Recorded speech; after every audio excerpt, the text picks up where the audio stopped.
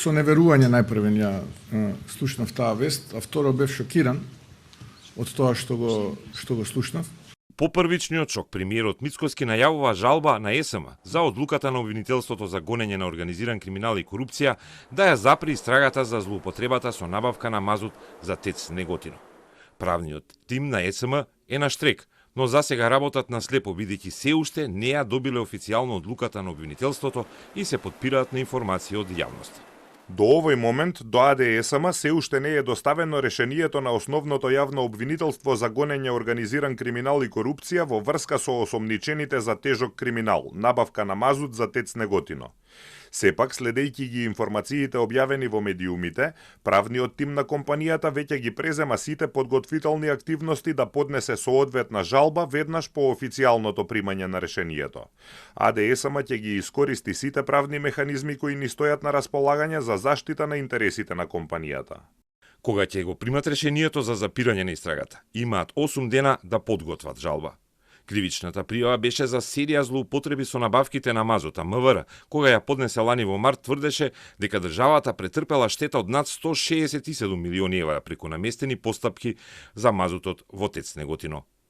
Пријавата беше и за перење пари, но обвинителството ја затвори истрагата бидејќи соопшти дека не се обезбедени докази за кривични дела и за финансиска штета. Обвинителството на брифингот наведуваше сведочења на вработени во ЕСМ, кои во истрагата тврделе дека нема штета, туку корист и со тендерите биле избегнати рестрикции на струја во Македонија.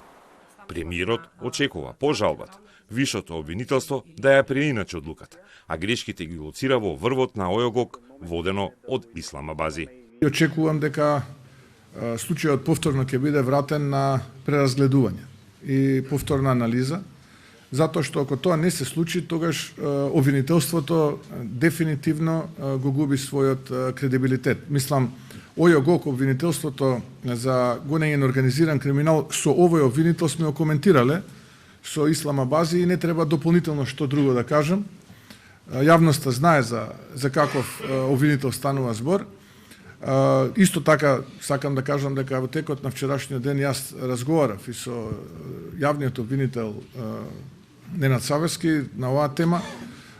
Тој ме информираше дека не бил информиран за оваа одлука на ОЈОГОК, која што го води Исламабази. А Бази по повиците да даде оставка вчера на брифингот со новинарите рече дека не коментира политика и никогаш не влијаел и не вршил притисок врз обвинители кои според него се независни во своето одлучување.